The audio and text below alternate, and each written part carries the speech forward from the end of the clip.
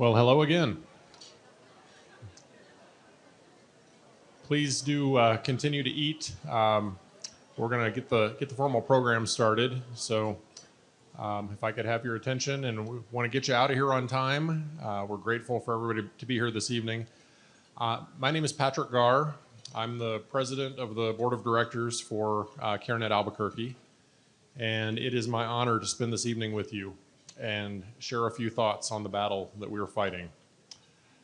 Most, if not all of you, understand and agree with me that abortion is the largest, most vile, and yet successful attack that has ever been waged on humanity by the enemy. In early March, I, along with several other men from New Mexico, had the opportunity to attend the first ever pro-life men's conference. It was in Dallas at Pastor Tony Evans' church, and it was amazing. Over 400 men in attendance. And I came home with some new perspectives, tactics, and a battle plan for fighting back against all of this atrocity. Mary's pregnancy with baby Jesus was not the first instance of an unplanned or even unwanted pregnancy in the Bible, but it is the most famous unplanned pregnancy in the history of the world. Until Joseph was visited by the angel Gabriel, he had in mind to divorce Mary quietly, thus leaving Mary without a husband and Jesus without an earthly father. These are the same circumstances we see prevalent in our society today, and it's only getting worse. Ultimately, however, Herod the Great, quote unquote, who tried to abort or kill all the baby boys, was no match for Joseph, the husband and father. Herod sacrificed the vulnerable for his own greatness, while Joseph sacrificed himself for the vulnerable. This is what God is calling all of us to do, to be willing to sacrifice ourselves for the vulnerable. All life is precious to God and created by God, regardless of the circumstances. I have to give credit for a little bit of this to Roland Warren, who is the CEO of CareNet National, and I took some notes and stole some of his material, so give credit where credit's due. We need to understand that part of the enemy's plan is for those who are impacted by abortion to keep it quiet, to hide in shame, and to feel isolated and alone. That was his plan for Mary and Joseph, and it's his plan today. But God had other plans for Mary and Joseph, and he has other plans for babies and moms and dads today. In lieu of him sending angels to address each and every unplanned pregnancy, which we know he could do if he wanted to, but he probably won't, I believe God's plan is for the church to be the body that provides love, support, and resources to those who have had abortions, are considering having abortions, are single parents, or those who wonder what they would do if they found themselves with an unexpected or unwanted pregnancy. We are to be his hands and feet. We are to love them. We are to encourage them, just like the angel Gabriel did with Mary. We are to let people in difficult circumstances or surprise circumstances know that God has a plan, and his plan is a plan of life.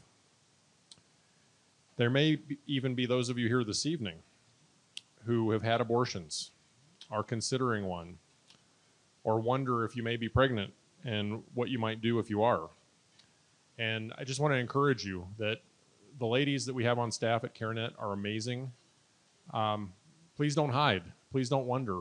Come and see the CareNet ladies and get the love and support that you need.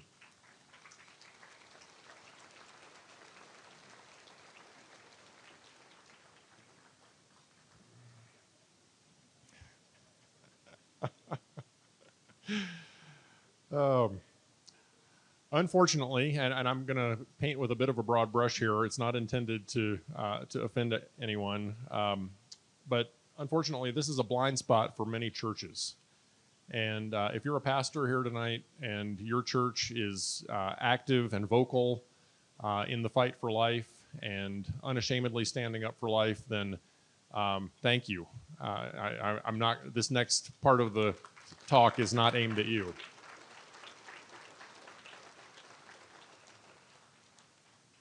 But dare I say that this issue, the issue of life, the issue of abortion, of pregnancy, unwanted or unplanned pregnancy, even single parenthood, these things are blind spots to the majority of churches. Even churches that have pro-life ministries do very little, in most cases, to make their members and attendees aware of these ministries. I attend a large church here in town. It has a pro-life ministry. I had no idea. Sadly, in addition to not even publicizing their own ministries for life, many churches shrink at the idea of making their members and attendees aware of external pro-life resources. And this must change. Speaking specifically about CareNet, and even more specifically about CareNet Albuquerque, as I mentioned before, our staff and volunteers do an incredible job of loving our clients, sharing the truth with them, the truth about Jesus, the truth about life, the truth about their babies, the truth about themselves, helping them to make life-affirming decisions and supporting them with resources such as diapers, formula, baby clothes, and then ongoing support and counseling and training. But it's not CareNet's scope to disciple our clients for the long term. And CareNet is a ministry, not a business looking for repeat customers. So the way to avoid repeat customers is to be able to transfer clients to the church. So we don't want women and men and single parents to be ashamed to come to church. We want them to know that they're going to be loved there. So CareNet, if you can follow this analogy, CareNet is the lifeboat, but we need the church to be the hospital ship. So my call to action, that was Roland Warren again, so I can't take credit for that either. But my call to action is as follows. If you're a pastor and you're not currently doing this, please find opportunities to share with your members and attendees the resources that are available in a very visible way, both internal and external.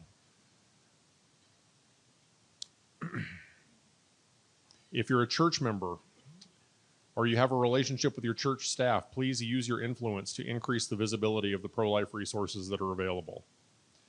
We must all be sensitive to those in our midst who may find themselves with unexpected or unwanted pregnancies, or those who have had abortions, as well as single parents. They must know that they can turn to us for love, support, guidance, and resources, and it all must be extraordinarily visible through the church.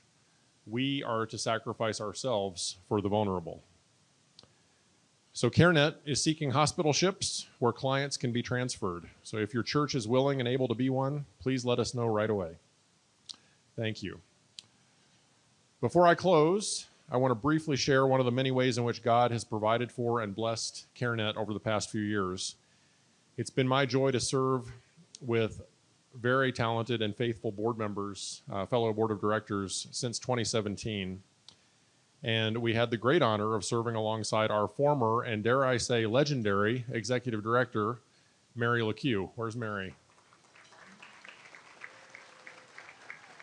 Still don't see you. I know she's here. There she is. There we go. Thank you, Mary. Some of you may know that Mary can't get enough of us, and we can't get enough of her. She's continuing to serve with us today, and she is our newest board member.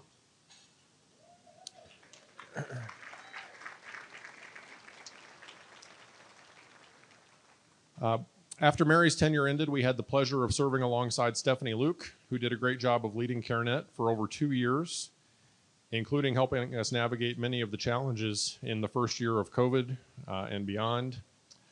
Well, in God's great wisdom, when Stephanie resigned her position, he showed us that he already had his hand-picked executive director on staff. And to watch how God has equipped her with great wisdom, humility, and most of all, dependence on him in every situation, it's been nothing short of extraordinary. It is now my great pleasure to introduce our incredible executive director, Mrs. Paula Gonzalez.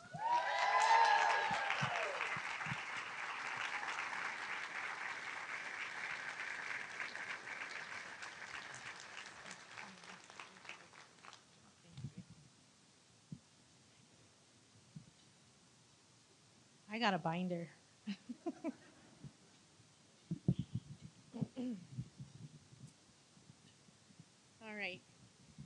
Let's see. I think I can do this. We shall see.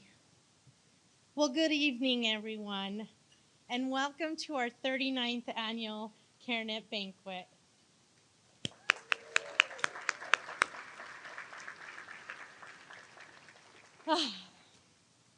It is an honor and a privilege to be standing in front of you after 2 years of virtual banquets. This for sure is a wonderful view, and you all look so good. Thank you for taking the time out of your evening to spend it with us. Our vision is to be Christ-centered outreach dedicated to saving the unborn and loving those impacted by unplanned pregnancies. And our mission is to provide a safe place for women and their families to explore their options related to pregnancy and their future.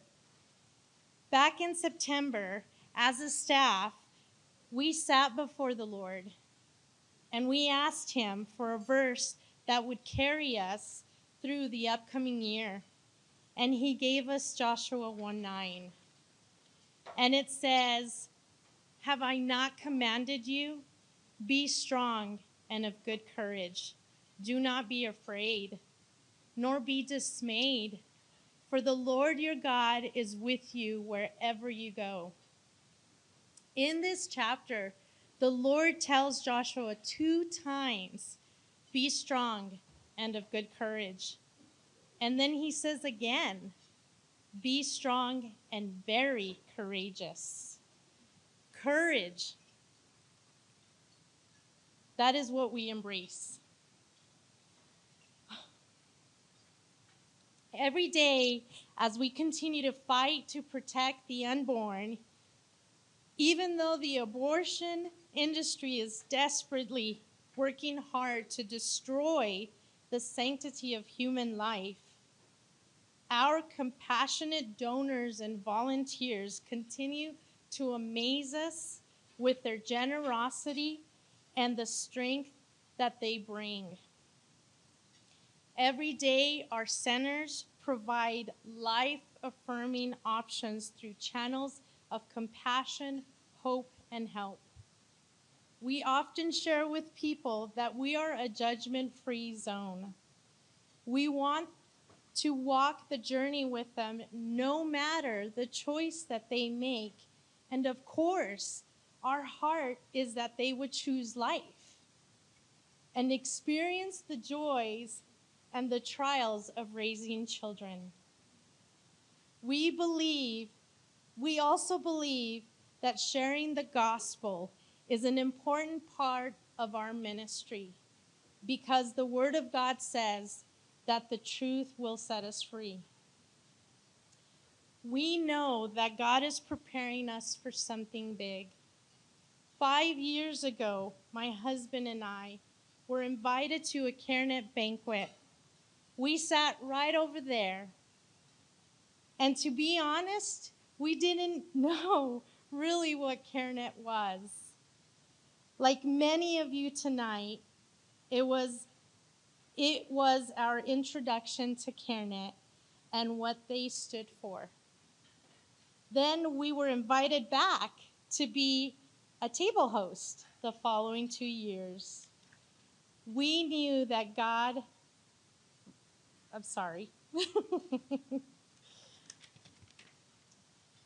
we knew, I lost it, that giving was the least that we could do. And little did we know that the Lord, what He was planning. It's amazing what God does when we say yes. For those newbies and those seasoned partners, we are excited that you are here because we have been praying for each and every one of you. Here are just a few examples of what God has done this year. X-Ray Associates recently donated 3 ultrasound machines.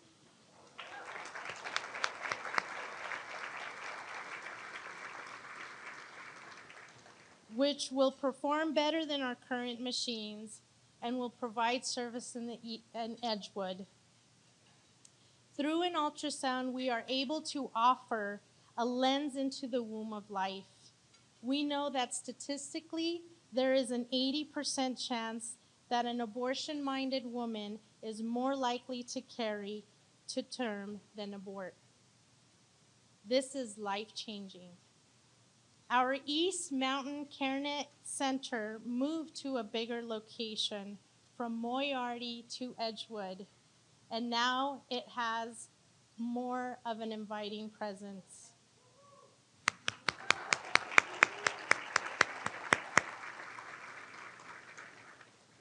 We transformed our clothing closets into baby boutiques.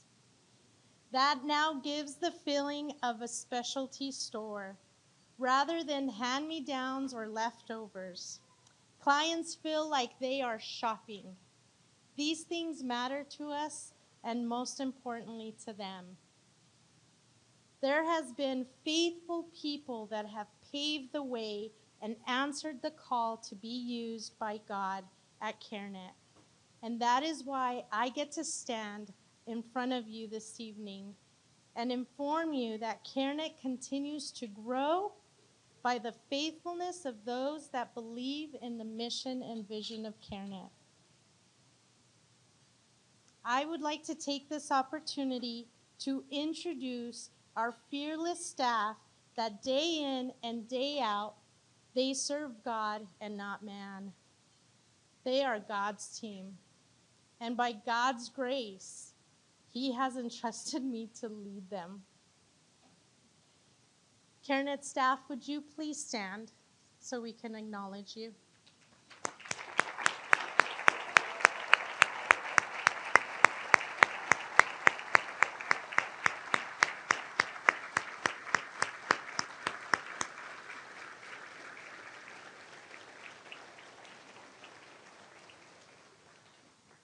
They are truly fearless.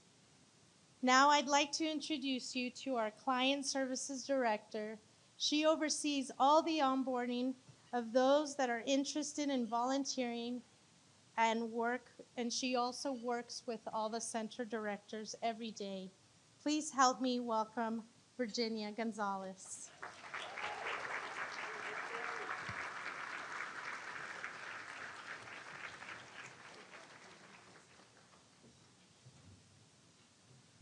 Oh, our fearless leader, Miss Paula. Give her a round of applause.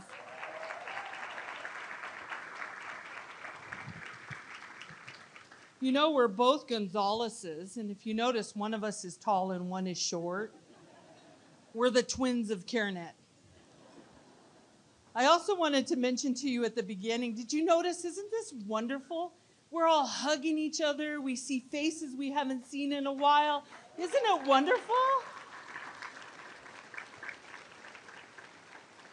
I imagine that's how heaven's going to be. We're going to be like, wow, you're here. Awesome. There's going to be some of them we're going to see and we're going, oh, wow, you made it. A little smoky down by your feet, but you're here. Oh, thank you. Yes, I should have known to do that. Thank you so much. I appreciate you. Well, goodness, what a sight. Look at you. I'm so glad you're here. To look out in this room, you know what I see? I see a room full of warriors in the fight for life. Give yourselves a round of applause. So I get to share a story of life with you. So recently, at the beginning of April 2022, our nurse manager got a call regarding a client who had taken the abortion pill. The industry calls it the morning after or the missed period pill, but it's a at-home abortion, and it is becoming more available as the day comes. Planned Parenthood is pushing. Well, this woman called and had immediately regretted her decision to terminate the life of her developing child.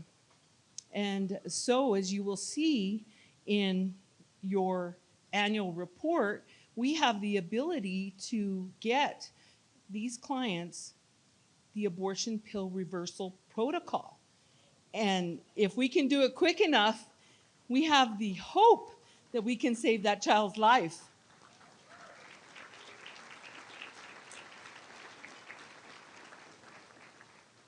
We couldn't do that without your help.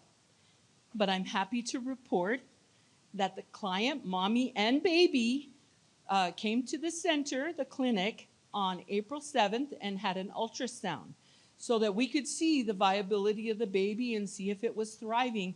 And our ultrasound techs were able to measure 136 beats per minute in the baby.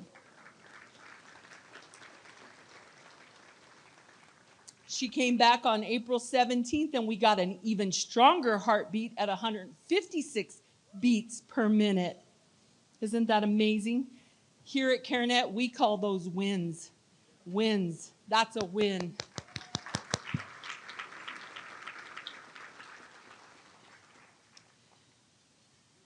Because of your support in the life-saving work of CareNet, we're changing lives. We're saving babies. And I just want to encourage you. God has given you gifts, talents, and time. But we know that God is the one who directs our steps, right? We make plans. He directs our steps.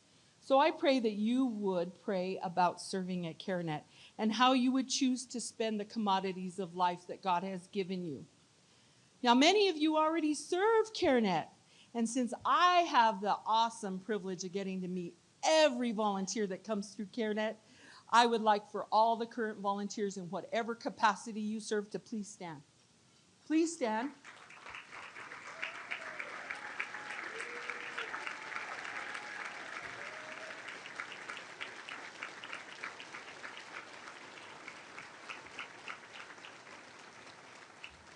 Advocates, resource room workers, material workers, front receptionists, fatherhood coaches, all of them. All of you are so valuable to the work of CareNet. We couldn't do what we do without them. We couldn't. When you look in your annual report, please look at the staff and see how small staff is for this organization.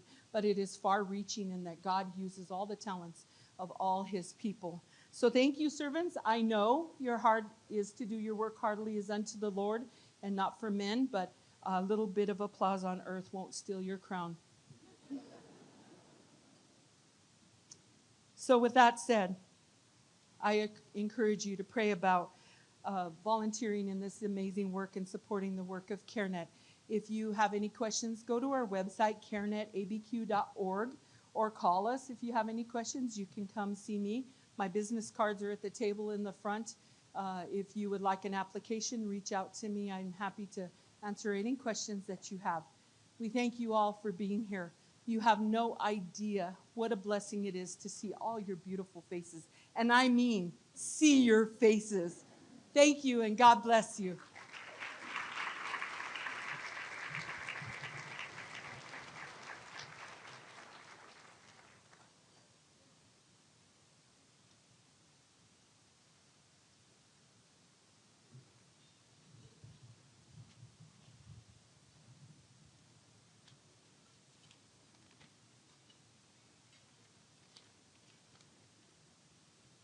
All right, tonight's special speaker is nothing short of amazing.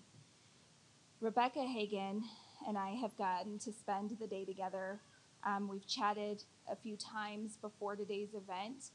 And when I was vetting the speakers for this year's banquet, I went through so many. And as a new community outreach director, I relied on the Lord to bring the right person to our banquet this year.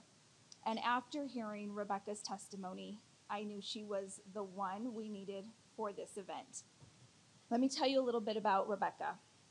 Rebekah is one of today's youngest speakers on the issues of teen pregnancy, abortion, and the abortion pill reversal.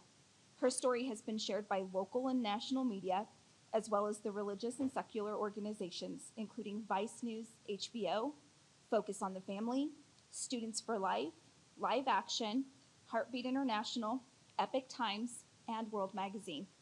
A passionate advocate for grace-centered outreach, Rebekah Hagan uses her story to unravel the mindset of women in unplanned pregnancies. She also equips and encourages others to lead with hope and compassion, and that's exactly what we do here at CareNet. Rebekah is a graduate of William Jessup University and a mission advancement officer at Heartbeat International. She and her family reside in Northern California. Please welcome Mrs. Rebekah Hagan.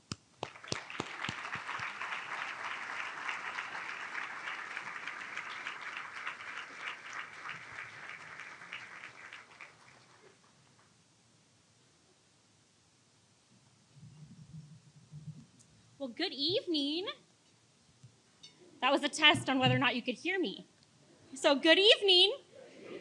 Oh, good, you can hear me.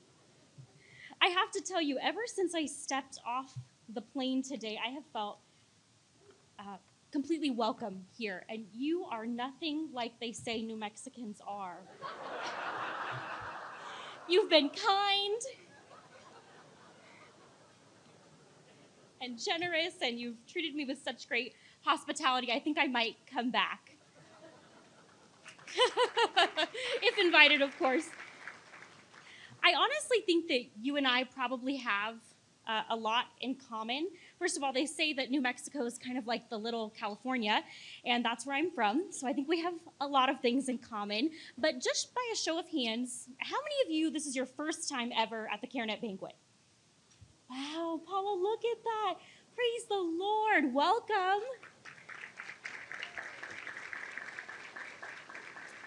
So it's my first time here too. So we have that in common.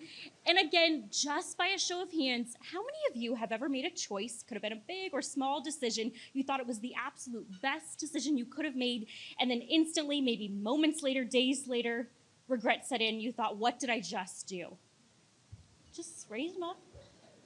See, I knew we must have had a lot in common and that you were my people.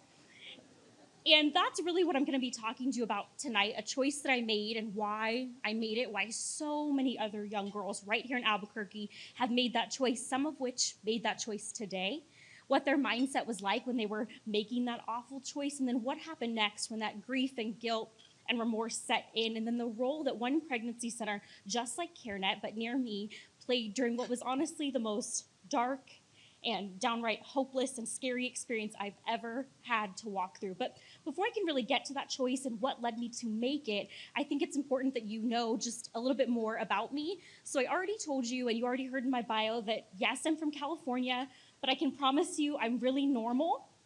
And again, I feel like you will understand, because when people hear that you're from New Mexico, they start thinking, oh my goodness, you know.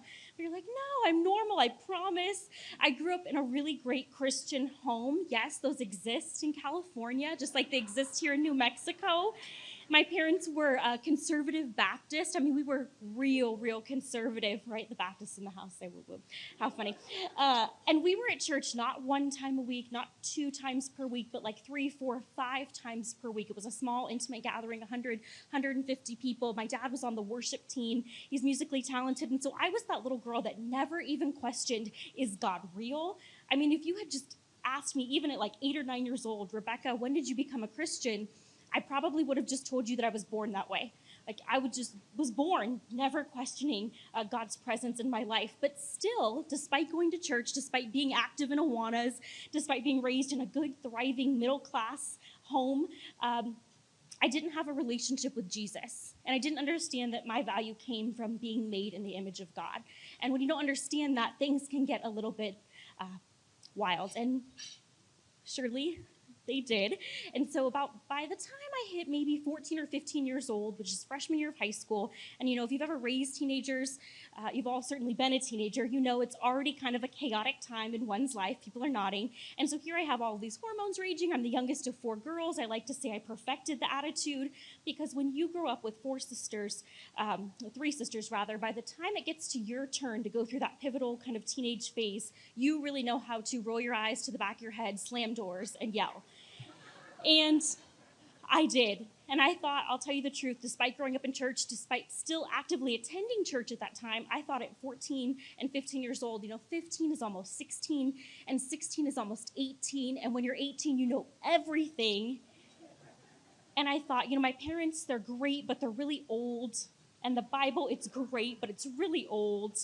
And I can make my own decisions. And I lived in a home where we didn't talk about intimacy, God's plan for sexuality and marriage. We didn't talk about unplanned pregnancy, and we definitely didn't talk about abortion. So I didn't know what to think about these heavy, heavy topics, but I thought that I knew it all.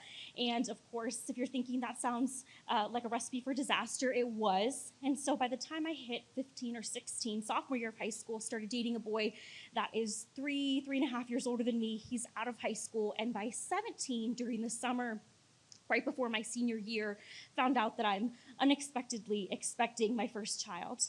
And the news was, of course, surprising to me. I don't think, to tell you the truth, I knew quite how my body worked. I didn't know how common an unplanned pregnancy was. I didn't know that it could happen to a good Christian girl that grew up in an intact married family, whose parents had good jobs, that made good money, who never really had any misfortunes or struggles in life. And even more surprising than it was to me was probably more surprising to my dad. And he was sad for his baby, having a baby, but he was also mad. He was real, real mad. And thankfully, after he cooled off, my mom and dad sat me down and they said, look, Beck, we want to do the best we can to help support you. We want you to stay in high school. We want you to choose life. We want you to choose parenting. If that's what you want to do, we'll support you as best we can, emotionally, practically, maybe a little bit financially by not charging you rent. And with their support, I was so thankful I was able to choose life for my unborn child. And I'll tell you, at 17, while I was scared, and while I didn't consider myself pro-life, I thought I need to be responsible for the child I created. And besides, like, Mom, how hard could this possibly be? Like, it's just a baby, and I'm already going to college anyway, so I'll just, take him with me. I don't know, I'll put him in my backpack or something. We'll figure it out. And it sounds so silly and so naive and really dumb. I was a child having a child, right? Wasn't really in an adult-like state of mind yet, but I'm actually so grateful that I only saw the hope and the silver lining in things, because I didn't even consider ending my first pregnancy. Praise the Lord. And so with my parents' support, I chose life, and a whole lot happened. So in about 9 months, which, as you know, is the time it takes to grow a fully formed human baby, I graduated high school 6 months early. I delivered my son and named him Eli. I turned 18 years old. Funny enough, I got a driver's license after I had a baby, and I have to tell you, I got a driver's license after 7 behind-the-wheel attempts, and the only reason, I know it's wild, right? The only reason I even mention this is because I think it paints a really clear picture of the type of teenager I was. I was just reckless.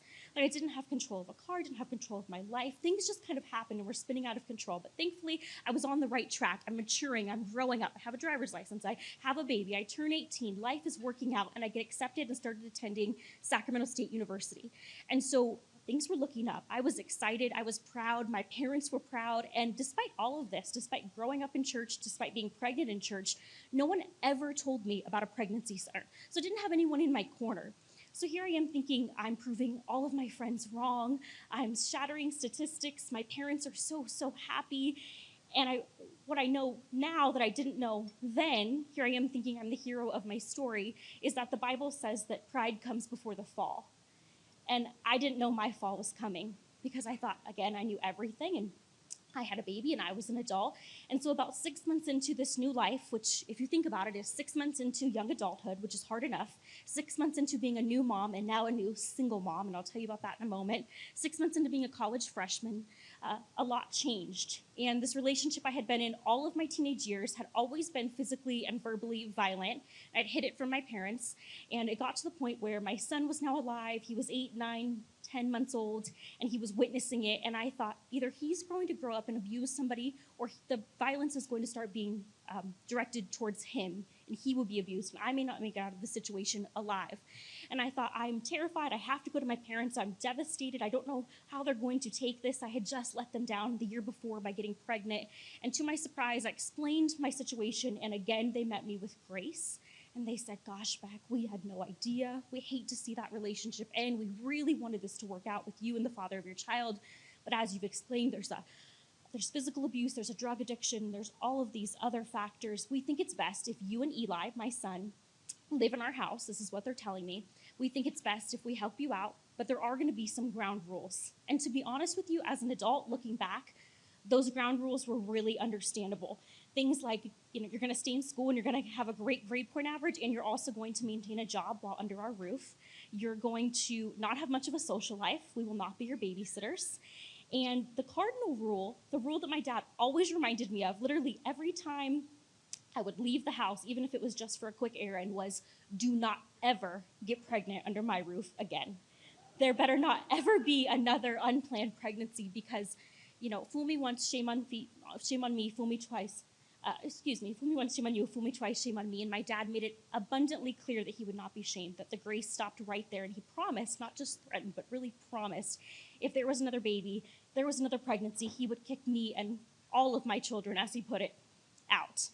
And so he really tried to put the fear of God in me, and I was quite understanding. I had no intention of getting pregnant. I wasn't even in a relationship. I wanted to rededicate myself to the Lord, all of these things. But at the same time, while I'm so grateful for this fresh start, for my parents helping me out, for living in their home, something was kind of stirring in me. That's the best way I can put it. And I thought, it's my nerves, it's anxiety. I just need to make sure all loose ends from that past, broken, toxic relationship are really over.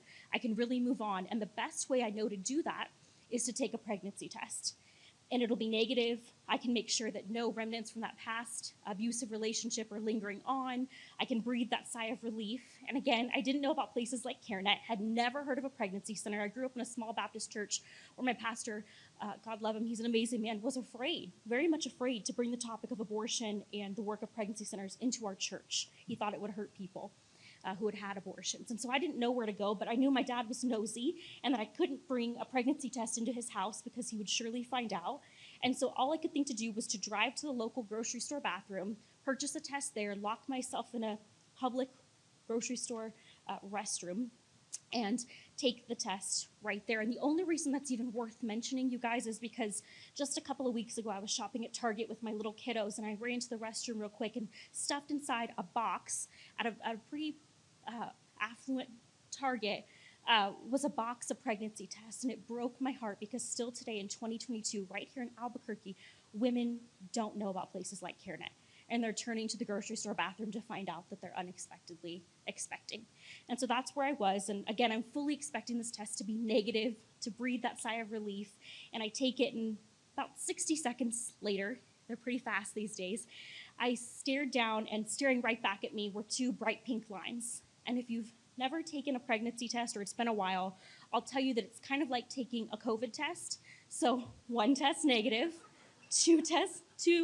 one line negative, two lines positive. It looks very similar, the pink lines. And I couldn't believe what I was seeing. And I thought, oh my gosh, how could this be happening to me again?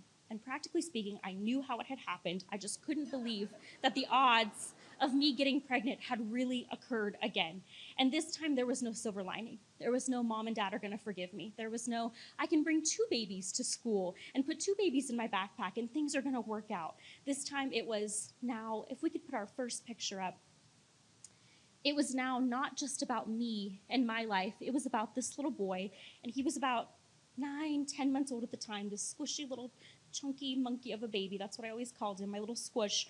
And I thought, I have already made Eli's life hard enough by being born to a 17-year-old mother by a runaway, dropout, drug-addicted, abusive father. He's the father of the second child. He wants nothing to do with our first baby. He will want nothing to do with the second. So me and Eli are going to be broke and alone and living on welfare, probably in a slummy, sketchy apartment. My family, the only grandparents Eli has, are going to disown him. There goes our financial support, our medical insurance, our emotional, practical support. Everything was about to go out the window because of a mistake that I had made. That's what I thought. And so in a moment of panic, before seeking wise counsel, before praying, before phoning a friend, I didn't do any of that. Instead, right then and there in this bathroom, I decided that I had to have an abortion quickly and quietly, and that this would be the most compassionate choice I could possibly make for the child I already had, for the child I would be bringing into this world that would endure suffering and fatherlessness and perhaps homelessness and poverty, and a way to spare my parents' shame and embarrassment, and also a way for me to stay in school and hopefully get a good job and provide for the baby I already had. Abortion is marketed as a compassionate, responsible choice. And so that's what a girl is thinking in a moment of panic. And in a moment of panic, while I don't agree with this now, abortion looked a whole lot like hope, like a get out of jail free card, like a do-over, like I could go to a clinic tomorrow and just be unpregnant and no one will ever have to know. And so while still sitting in this bathroom stall, I have no one to tell. I turn to my phone like we all do these days. Sometimes we turn to Google even before God, right? And I type in abortion clinics near me, and within a 20-mile radius of my home in Sacramento, California, there were 8 abortion clinics. And it amazes me, though, in New Mexico that you sigh too, because you have nearly as many right here in your community. You have the Southwestern Women's Options, UNM Center for Reproductive Rights, Planned Parenthood Albuquerque, Planned Parenthood Northeast Heights. I mean, abortion is happening here. It's on every corner, practically. And in some ways, many parts of the country, including California, looks at New Mexico like the abortion capital of this nation. While also on my phone, while I'm searching for hope, searching for an answer, searching for a way out, I found out that there were 2 different types of abortions I could have. I could have a standard surgical procedure, which meant, first of all, that it would be over $1,000. It meant surgery, which felt all the more real. It meant sedation, which meant I would need a ride, someone to confide in. And mind you, I had to go home and lie to my parents. I had to go home and be a mom the very next day. And so a standard surgical abortion was just not practical for a young girl in crisis like I was. In fact, if a surgical abortion had been my only option, I probably wouldn't have chosen to end my pregnancy at all. But while on my phone, I find out that there's something at the time fairly new in 2013, had only been approved about 12 years ago then by the FDA, called a medication abortion. And you may have heard it called a chemical abortion or a medical abortion or the abortion pill. Sometimes people call it a do-it-yourself abortion. And I knew nothing except for I was told it's as simple as taking a couple of pills and your problem will be over and you can go back to work or school the very next day. And I thought this is perfect for a girl like me who has to lie to her parents, who doesn't have $1,500, but maybe could scrape up $500. If we could go to the next slide. I want to show you right now how chemical abortion is marketed. It's marketed as missed period pills, the 10-week after pill. So if you take your birth control and that fails, and then you take Plan B and that fails, well, you can just take the 10-week after pill. It's called Plan C, missed period pills. And you combine this strategic marketing to a girl that's in crisis, a girl who thinks abortion is hope, a girl that thinks this is a do-over, a get out of jail free card. It's no wonder why chemical abortion in particular has taken over the abortion industry. 54 to 70% of abortions in the United States are because of the medication DIY abortion pill regimen.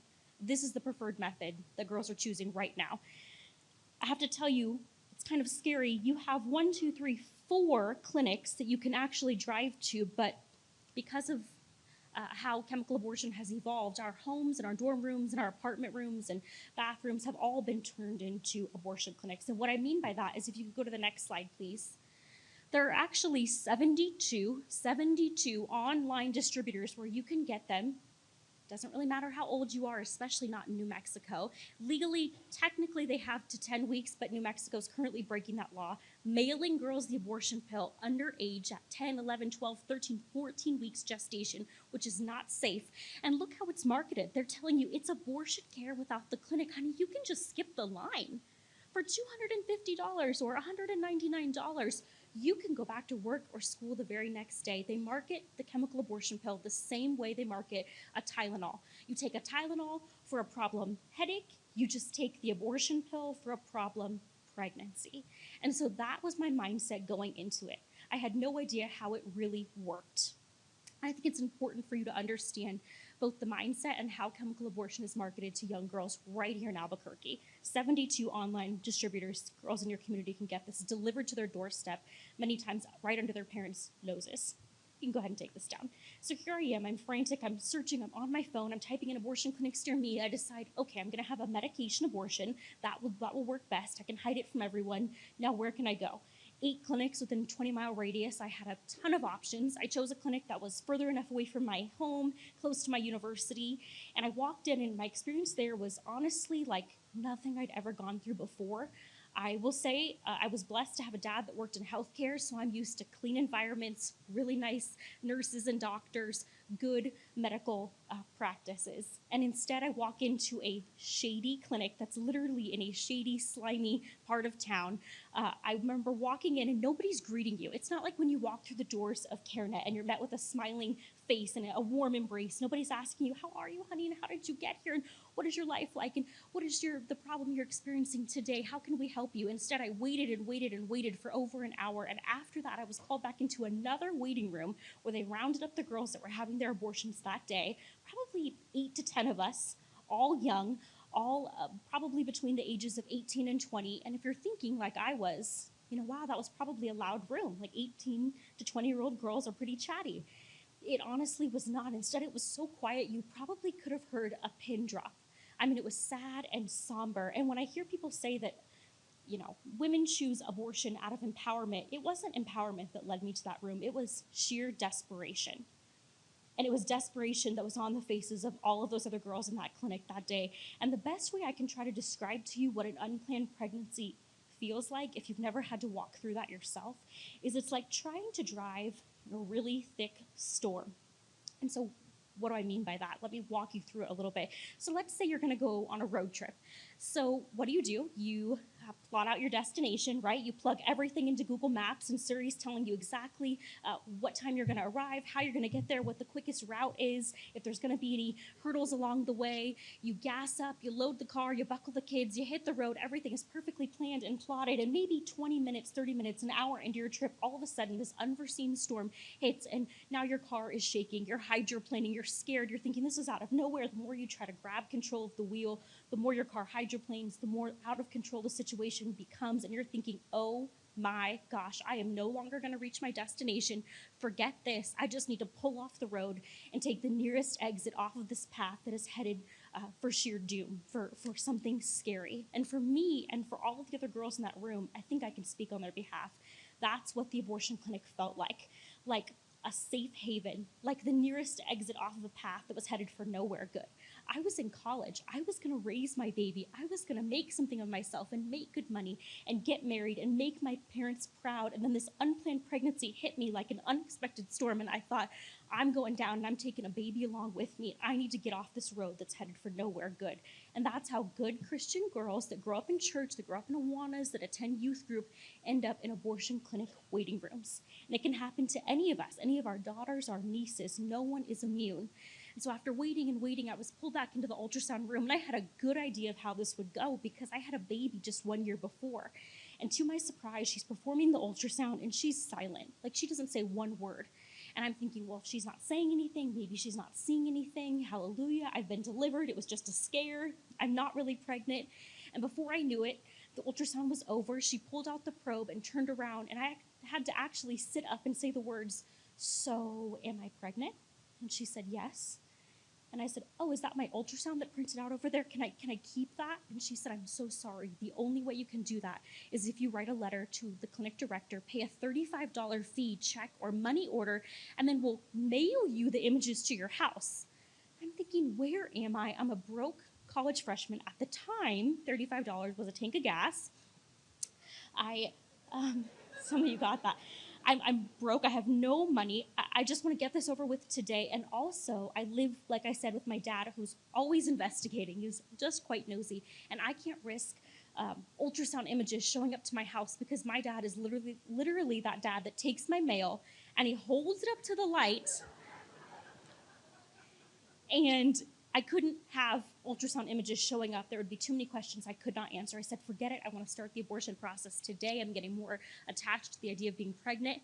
And they said, "I'm so sorry. It's Friday, and we don't give the abortion pill on Fridays." And I didn't know this then, but what I know now is that it's because too many women go home and hemorrhage and end up in the emergency room, making the abortion clinic look awful. So I didn't know any of that, and I'm thinking, okay, I'm an emotional wreck. The time is ticking. When can I come back? They scheduled an appointment for the following week. It was a Wednesday. I woke up, had plans for my son Eli, and instead we had a family emergency, and so I had to stay home with not just my child, but 10 of my nieces and nephews. We are a very fertile bunch. But the point is, there was no way I was getting out of the house to have my abortion that Wednesday. my family needed me. This was the second thing to go wrong. And even though I'm actively attending church, literally in church on Sunday and having an abortion on a Wednesday, I didn't see it as God saying, pause, Rebekah, I've got you. I have another plan. I just saw it as frustrating. And the time was ticking. Right now, girls have 10 weeks to go through the chemical abortion legally. And so I thought, this clinic's kind of giving me the runaround. I couldn't even see my ultrasound. This is not good health care. Where else can I go? So again, I turned to my phone, like all of us do, type in abortion clinics near me, and that's when I found Planned Parenthood's website. And at the time, Planned Parenthood was marketed towards a young girl. It was all about how they'd been around for decades and they'd helped women make really difficult choices, and they're a trusted healthcare provider. And I thought, this is not an organization that's pro-abortion or pro-life. They're just going to be pro-me. And that's the appeal that a place like Planned Parenthood has in the mind of a vulnerable young woman. And so there I went, and I'll tell you my experience there. When people talk about pre-abortion counseling, I walked in, I was given a long legal-sized sheet of paper with questions and little check boxes, yes and no. Have you considered parenting? Yes. Would you like a brochure on parenting? No, my dad is going to kill me. Have you considered adoption? Yes. Would you like information, a brochure on adoption? No, my dad will still kill me. I signed it, I turned it in, and someone read back my answers, and they signed it.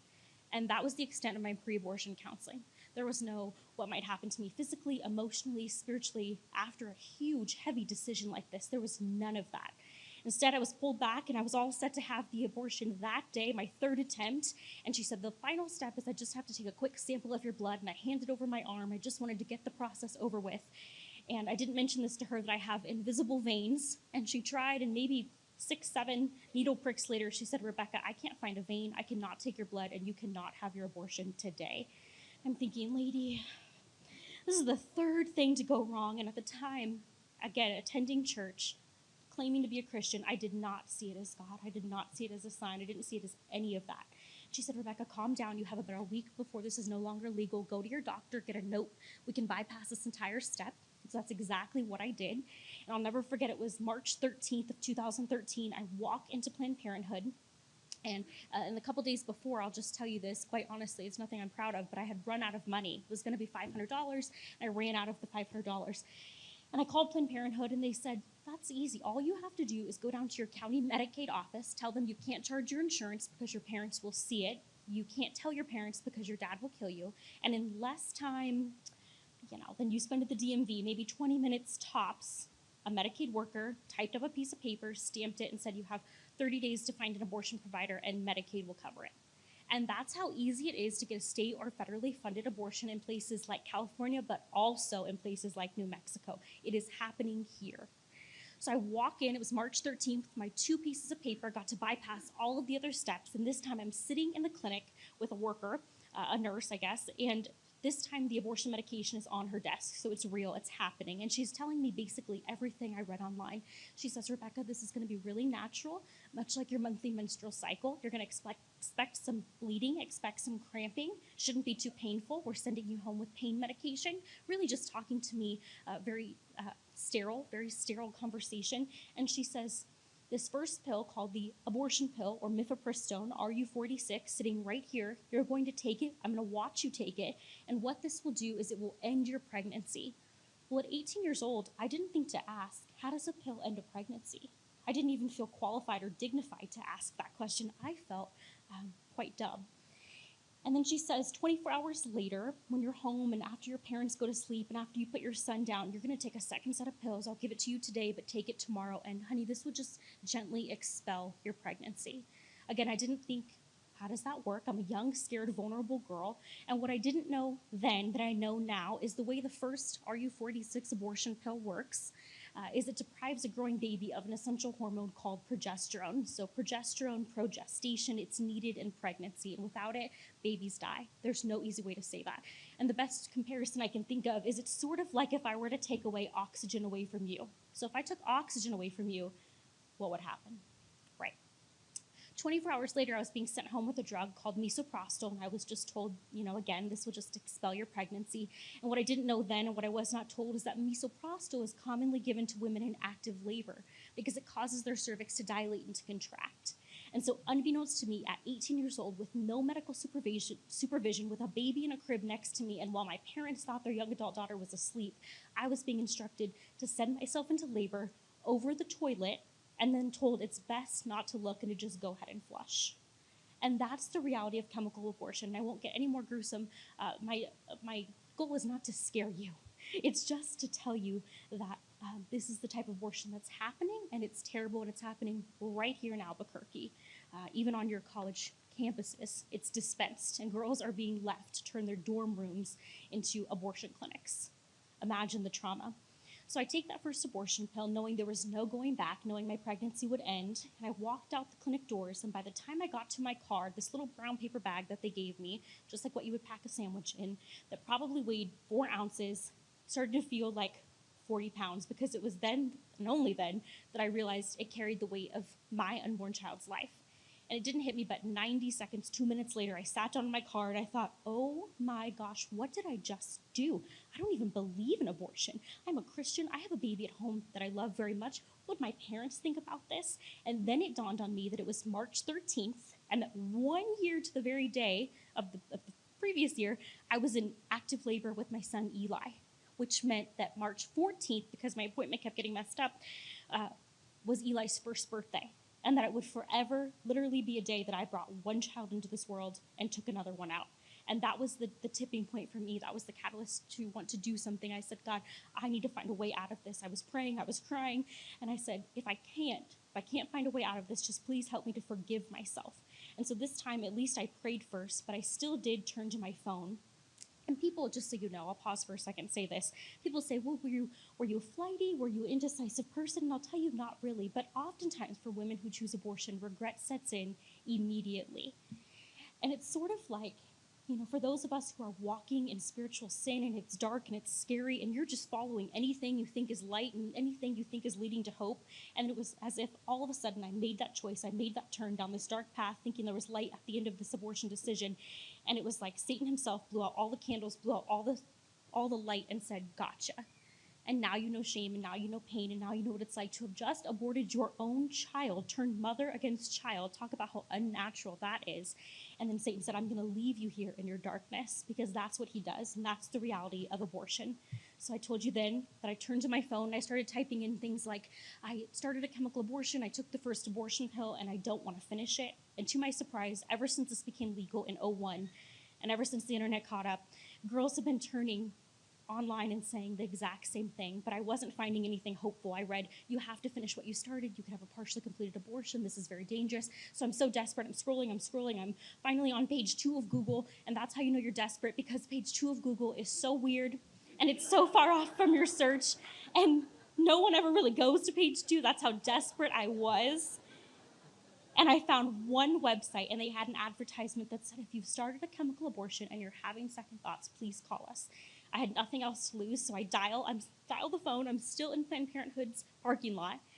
And to my surprise, I was calling a pregnancy center in California, and a nurse manager answered, and she walked me through my entire experience, and she asked me questions that the abortion clinics, despite my 3 appointments, never did.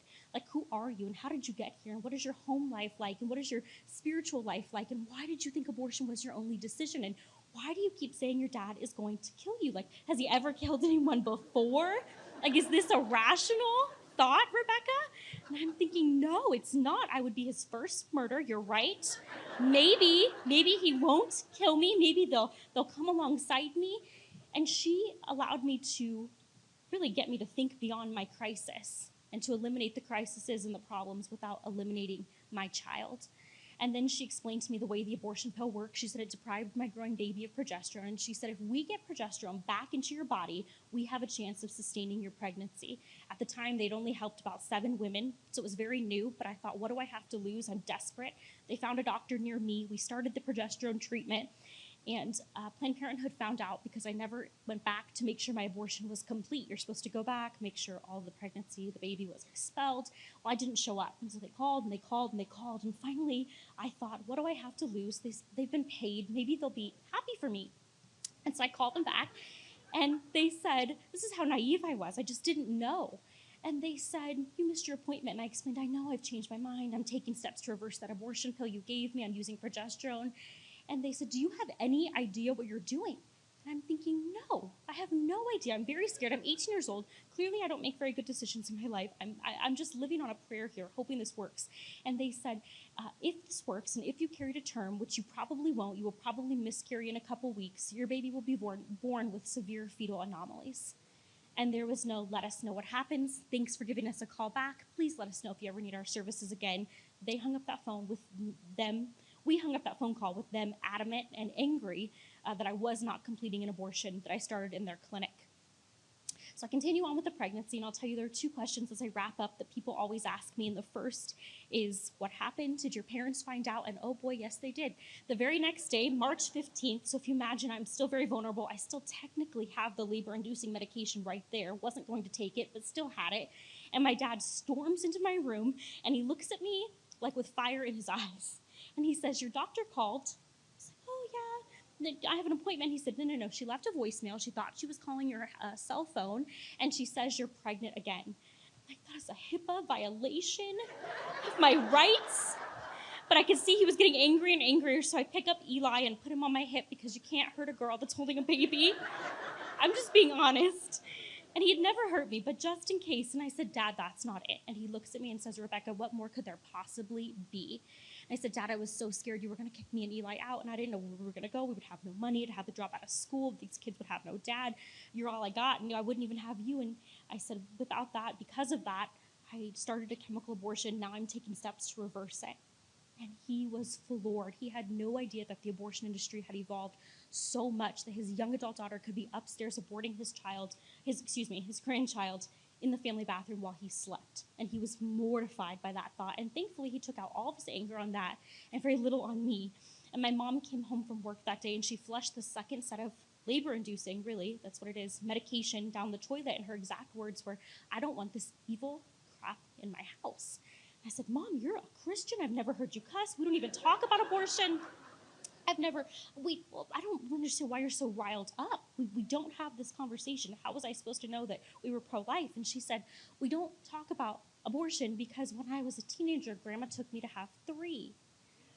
And I realized it wasn't because my parents were old and prudish and far removed. It was because my family has held this deep shame and pain and regret for past abortion decisions. And so one of my favorite services that CareNet can offer to a woman is healing after an abortion decision has already been made, whether it was 2 years ago or 20 years ago, so that generations of women like me and my mom don't go on making that same awful choice.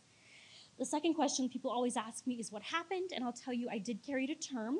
And on October 20th of 2013, I gave birth to another little boy, and I named him Zachariah. And Zachariah means the Lord remembers. Because looking back at even everything that went wrong in my plan to have the abortion, how frustrated I was, I now see it as God. And I see God's fingerprints all over our story. And if you would please just throw up that last slide. So this is Zachariah. And I get to excitedly tell you that he was born perfectly healthy. He still is perfectly healthy. But the pregnancy center really helped me to accept during my pregnancy that even if he had been born with some type of fetal anomaly, his life had value and that I had to stop trying to end it. So we were prepared. We were prepared for anything. And now Abortion Pill Reversal, which is what it's called, has saved over 3,200 babies.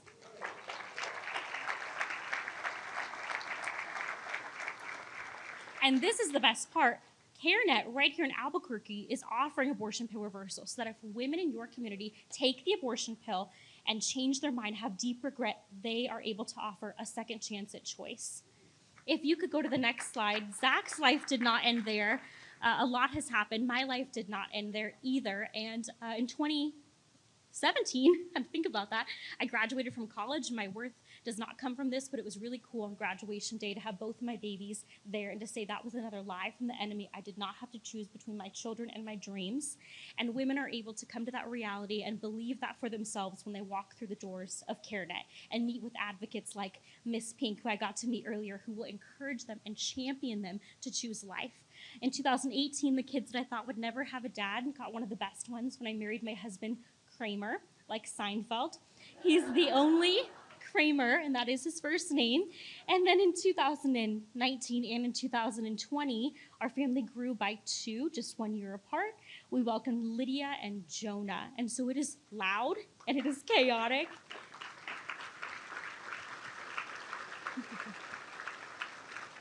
But it's also better than I ever could have imagined or planned on my own. And so what I love telling young women in unplanned pregnancies and love telling folks like you is that this is what was waiting on the other side of my yes to life for my child, but ultimately yes to a true relationship with Jesus.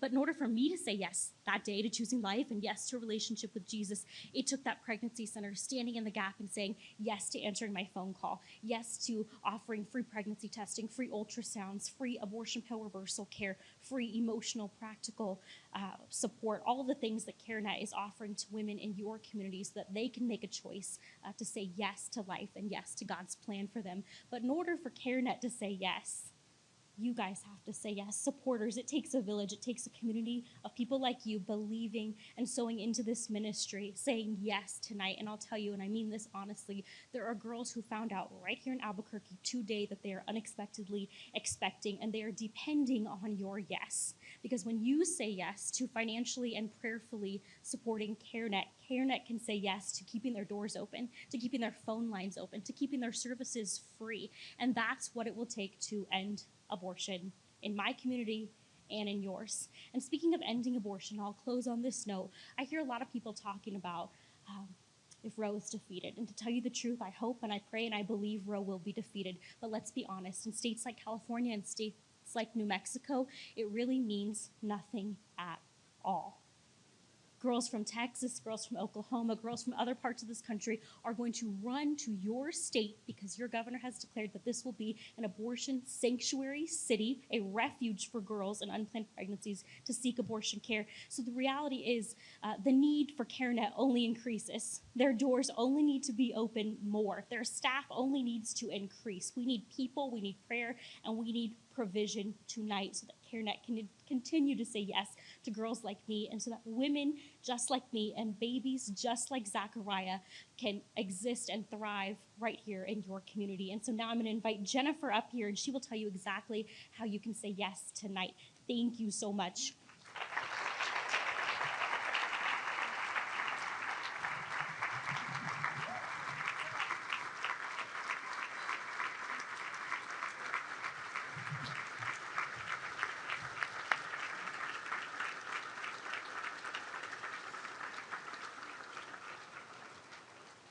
Wow, what an amazing testimony and a testament of how the Lord is so faithful.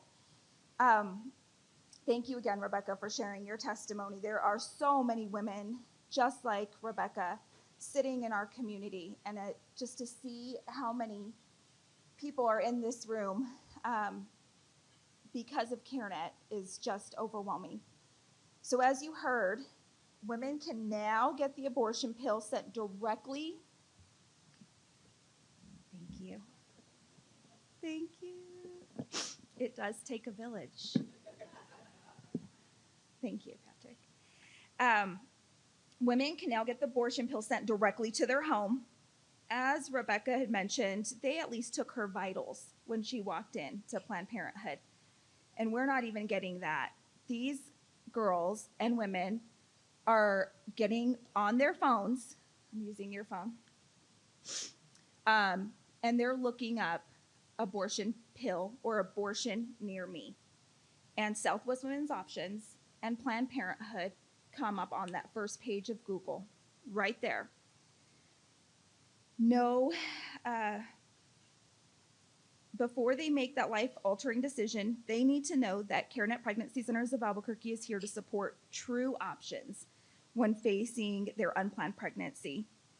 And CareNet, by the grace of God, is moving into the 21st century, and we will have Google ads as early as midsummer. Yes.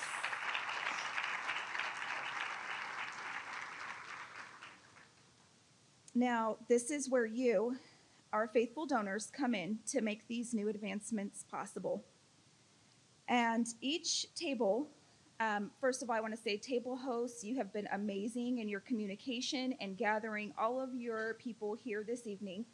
There are gray folders, just like this, at your tables. So table hosts, if you can get these gray folders out, and please refrain from opening them because they are a little loud until I'm done explaining. Everybody will rip it open and then be like, what did she say? So in your envelope or in your packets are white envelopes and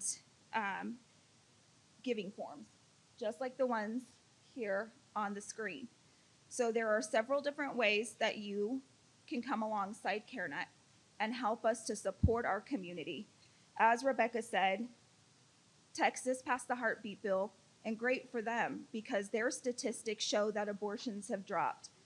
But as Mike Seibel has said, and I took this from him, all that does is Texas is throwing their trash on our side, in our yard, right? And we need donors like yourself to come alongside CareNet and help to equip us to continue to build, to continue to be on the front page of Google. When she's looking up abortion near me, CareNet Pregnancy Centers of Albuquerque needs to be the first option.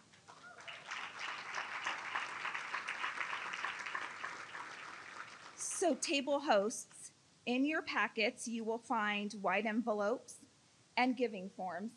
Back to what I was mentioning earlier, there are multiple ways to give. You could fill out the giving form here. You can also, if you go to the next slide, you can also text to give. If you go to the next slide, it'll come up in just a moment. And you can you can text to give, or you can go online to carenetabq.org and donate there as well. So table hosts, if you can open up your packets on the count of 3. 1, 2, 3. And your table hosts will get you your giving forms. Also, table hosts, there are raffle tickets as well.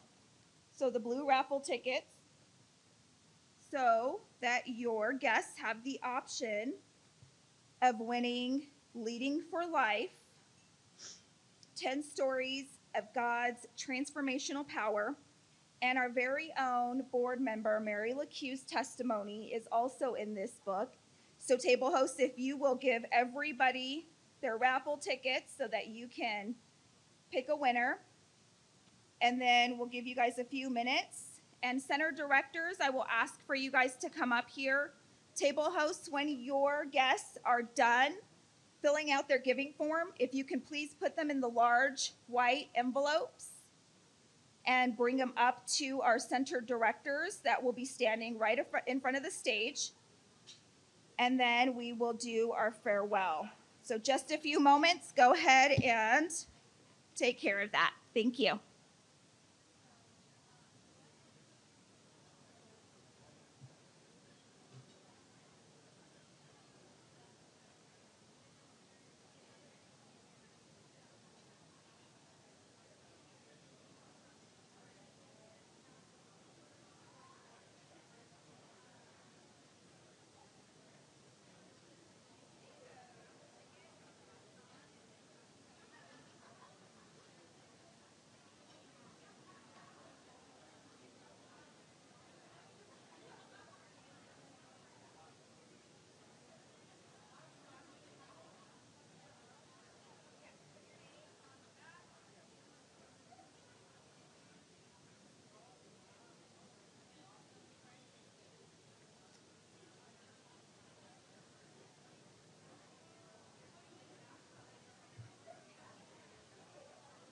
Raffle tickets are 1 per person, and you just put your name on the back and then hand it right back into your host.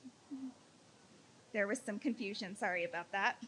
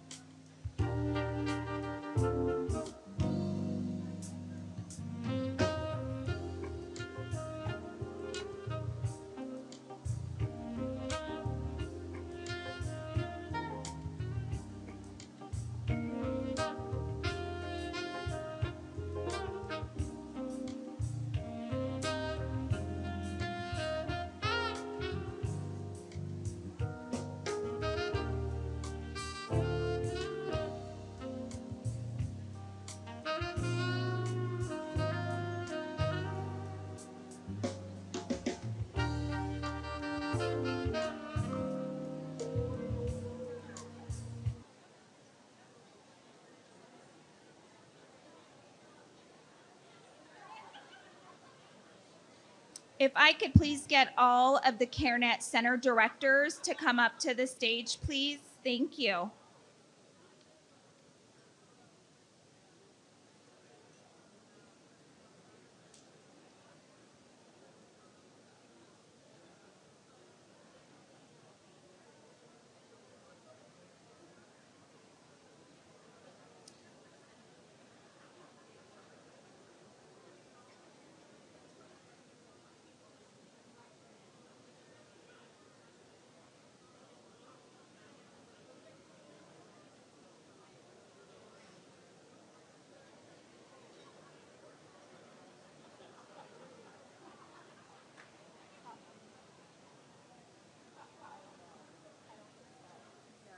No. Good question. Center directors, if you could please make your way to the front of the stage, I would appreciate it.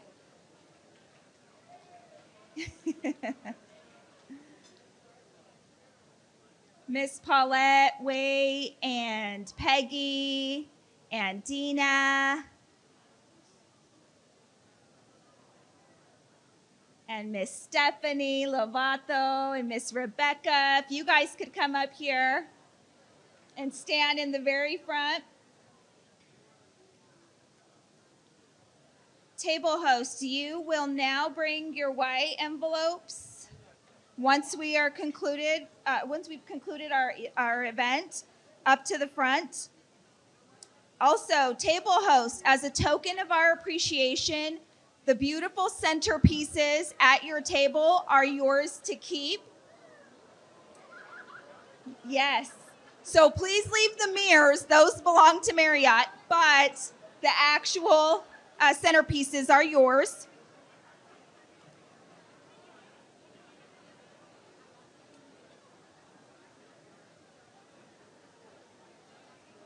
All right. And then before you leave, as a token of our appreciation, you have a gift from CareNet as you exit. It is one per couple while supplies last. Thank you so much for coming out. And before we end this beautiful evening, I'm going to ask Pastor Dan Cooley of Anchor Point Church to come up. Not only is he an incredible pastor who loves life and consistently comes alongside CareNet, he's also a fatherhood coach for our Rio Rancho Center. Once he's done praying, everybody is excused. Thank you so much for coming out. We are incredibly blessed and humbled to see all of your beautiful faces. Thank you.